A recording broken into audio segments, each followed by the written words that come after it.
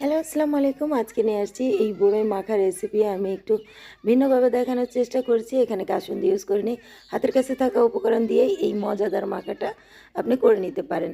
তো এখানে নিয়েছি আমি বড়ই, এটা বোটাকে ছেড়ে নিয়েছি। সবগুলি বোটাগুলি ছেড়ে নিয়েছি।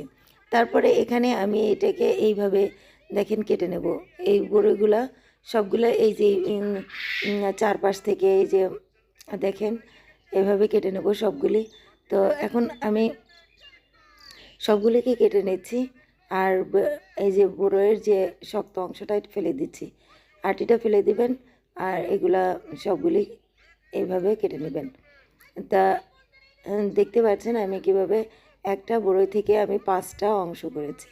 তারপর নিয়েছি কাঁচামরিচ, টমেটো, একটা রসুন কোয়া আর হলো ধনেপাতা।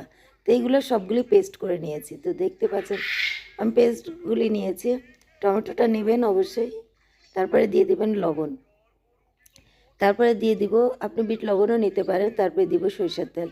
তো এইগুলাকে আমি সবগুলি একসাথে করে ভালোভাবে মাখিয়ে নেবেন। ভালোভাবে মাখানোর পরে আমি দেখেন এই ডেকোরেশনটা আমি পাতাকপি দিয়ে আমি করেছি। তো দেখতে পাচ্ছেন আমি সবগুলি এভাবে নিজের মতো ডেকোরেশন করে এটা খাওয়ার যে লোভটা এটা বেড়ে যাবে।